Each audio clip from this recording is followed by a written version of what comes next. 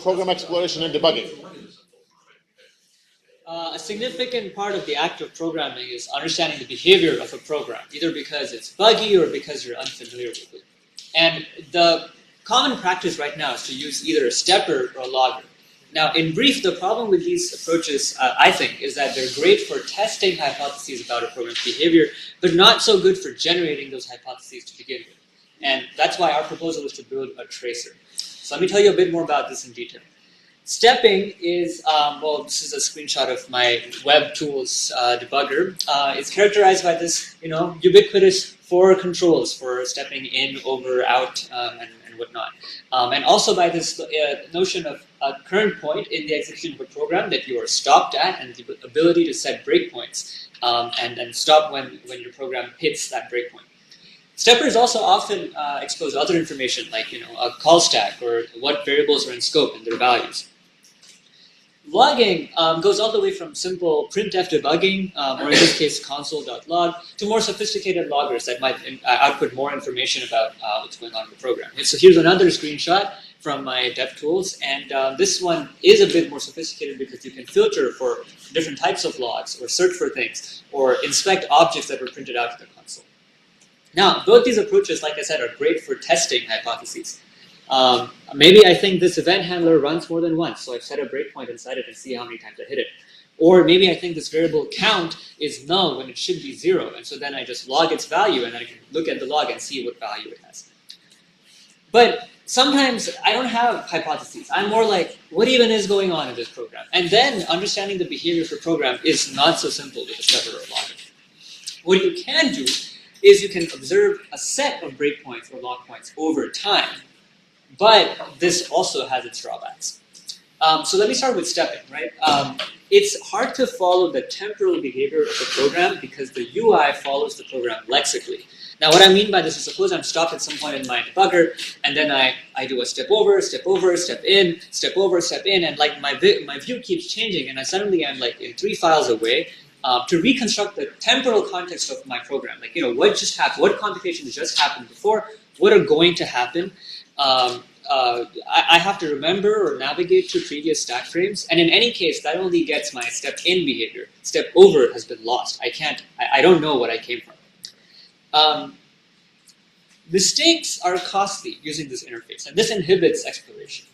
And what I mean by that is the common experience is that I set a breakpoint and then I hit it and then I do step 30 times. Oh, my bug is about to happen now. It's about to happen on the next line. I better skip the next line and then I'm going to get my bug. And then I click step over and it's gone, right? It already happened. I couldn't step into the function. I'm sad. I restart my debugger. Now, this can be remedied by more complex actions like setting a conditional breakpoint or watch points if the stepper supports them and if the user knows how to use them. And if you think it's worth investing that time to maybe also make a mistake in your condition for the conditional breakpoint, and then you're sad again and you restart your debugger.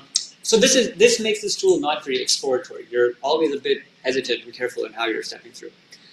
Even without making mistakes, the successful result of testing a hypothesis might be that you want to see something before. You might want to undo the last action. And even steppers that support backwards movement don't really support undo. And lastly, there's this artificial disparity between the information available about previous stack frames versus previous loop iterations. I can inspect variables in the previous stack frame. I can't inspect what happened in the previous iteration of the loop. And this fundamentally influences how we think about even the design of programming languages. So this is a quote from Guido and Rossum, who explains why Python does not have tail recursion elimination. And a big reason is because it would make debugging harder, because a debugger wouldn't expose that information about eliminated stack frames, and I think the better debugger that Van Rossum called for in 2009 still doesn't quite exist for Python yet. For logging, logging addresses a lot of these problems, but comes with its own. First is that the setup cost grows with program size, because every additional piece of information I want, I have to add a logging statement and rerun my program. And the second one is that the control flow is implicit, and which makes it hard to understand for query. Now, this came from a loop, but it could have come from a nested recursive call. Now, I could log those things, right? I could log every entry to my function or every iteration of my loop, or I can indent things according to how deep they were. But again, this is an additional setup cost, and learning to filter these logs with complex queries like show me every time this function was called inside this other function is even harder. All right, so our proposed solution is tracing. Now, we're not the first to notice these problems, and nor are we the first to try to solve them. But we want to put together a few key ideas from the literature in what we think is an actually novel way.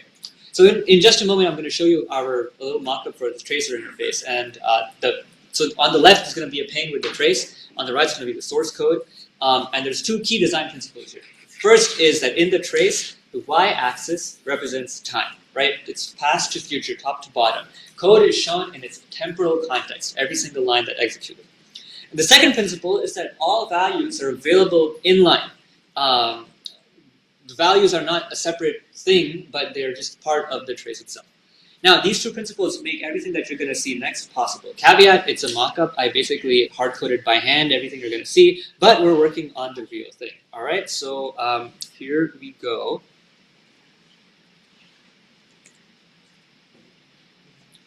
Right, so I'm a student taking CS 101, right? And one of the exercises this week is to write a Fibonacci function.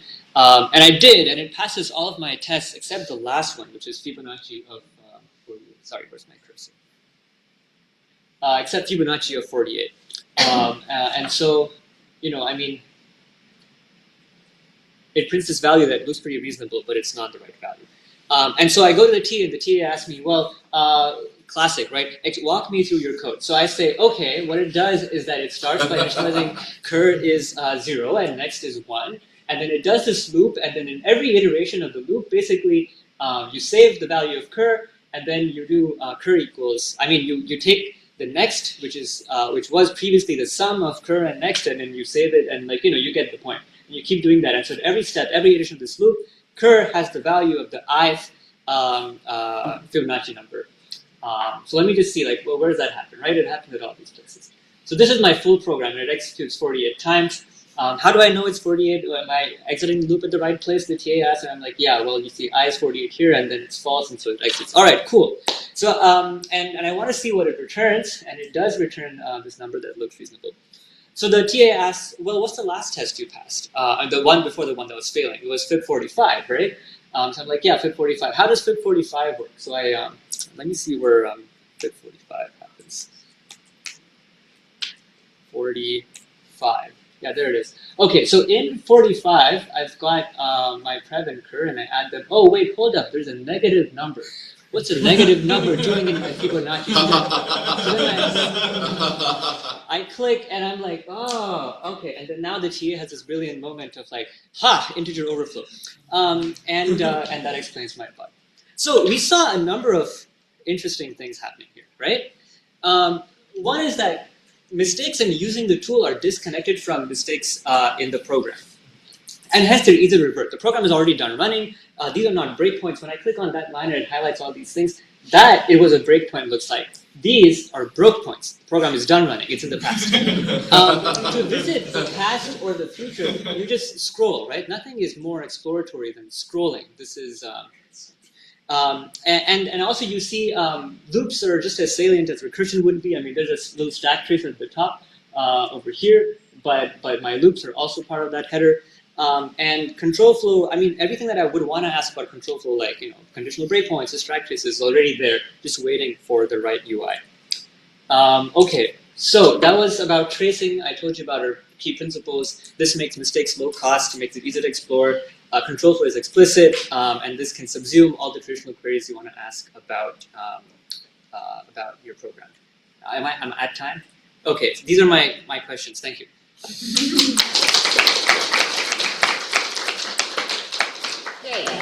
I know this is very, very brief, but we have a brief time. So 2 questions. Yeah. Oh, sorry. You're doing good. You go. This is amazing. I'm a huge fan. I'm sure you already know about time travel debuggers like RR. So if I understand correctly, could you implement this as just like a UI over top of the data that RR already collects, or is that not so simple? Probably, yeah. I think debuggers like RR do have all the information you need. They collect like a full trace, right? So you can just use that, right? They don't. They don't. A tracer like RR only localizes all sources of non-determinism, and then it's like replay. It's like strong parts of the program and then replay. Okay. So it doesn't collect all. Okay, sure. But yeah. it has the information you need to reconstruct this view, but what we do differently is that we're really dumb about it. We just trace everything. Yeah, okay. Yes. I'm wondering, how do you think it scales? Because I feel like the trace can become really big or something like that. I don't know if you have That's an open question. We haven't tried on very big programs yet, but so far we've noticed like literally 0 problems. And on the scale of programs that you would write as an individual or for a class project or a research prototype, I don't think you would run into these problems. But again, it's an open question. Or you can take another one. You're fast. Yeah. Well, if you're running on programs that have big data behind the scenes, then you can't really replicate, like a Python program running over a giant database. You can't replicate the data. You can't take a snapshot of the whole database at every line, but what you can do is take a snapshot of only the values that you're actually touching in that line. And I think this is sufficient for most debugging purposes. Okay. And its cards towards the center, please. Thank you very much. Sure. Well, we're gonna have lunch after.